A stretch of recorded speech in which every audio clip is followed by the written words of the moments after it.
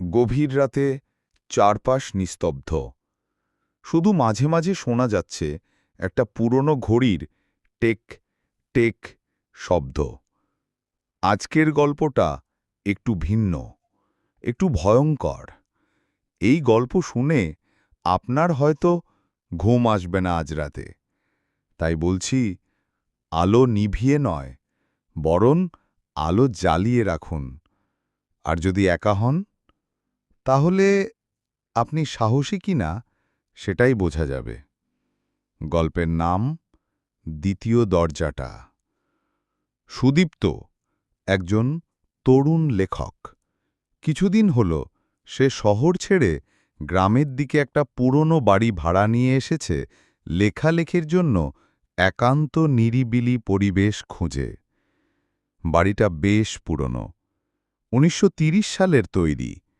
কাঠের মেঝে, পুরনো ঝুলন্ত ফ্যান, আর একটা অদ্ভুত ব্যাপার, বাড়িতে দুটো সামনের দরজা।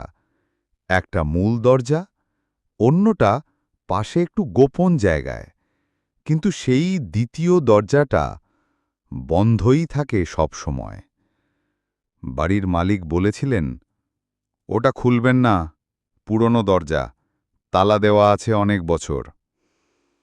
সুদীপ্ত প্রথমে পাত্তা দেয়নি, কিন্তু লেখকদের একটা বদভ্যেস থাকে, কৌতূহল। দিন গেল, রাত এলো। তৃতীয় দিন রাতে হঠাৎ ঘুম ভেঙে গেল তার। ঘড়িতে তখন ৩:১১। শুনতে পেল কেউ দরজায় ধাক্কা দিচ্ছে। ঠিক সেই দ্বিতীয় দরজাটা। ধরফর করে উঠে পড়ল সে। লাইট জ্বালিয়ে জানালার পর্দা সরিয়ে বাইরে তাকাল। কেউ নেই। কিন্তু দরজার নিচ দিয়ে কুয়াশা ঢুকছে ঘরে। হাঁটু পর্যন্ত কুয়াশা, অথচ বাইরে একটুও কুয়াশা নেই।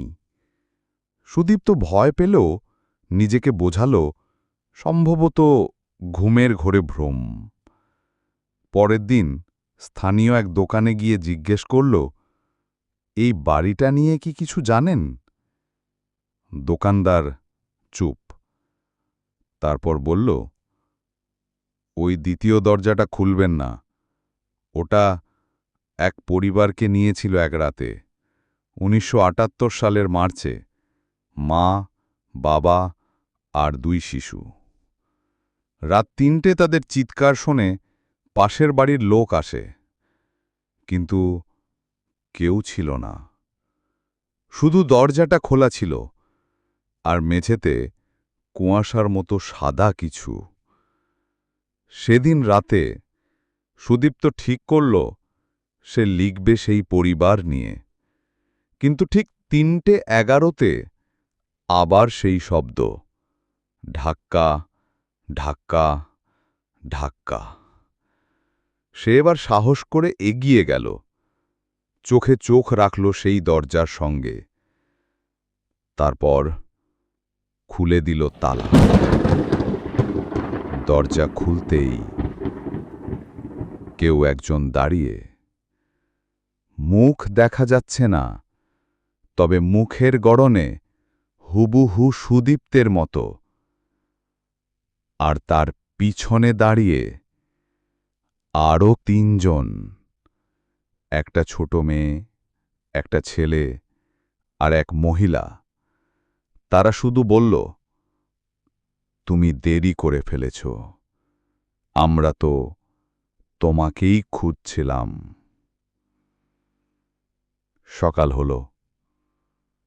বাড়ির সামনে এক চিঠি, তাতে শুধু লেখা, লেখকের গল্প শেষ হয়নি, এবার শুরু হলো তার। এই গল্পটা সত্যি নাকি বানানো, তা ঠিক বলা মুশকিল।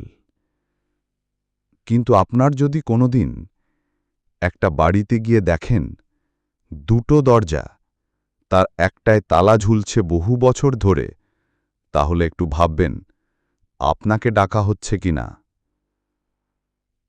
ভয় পেয়েছেন?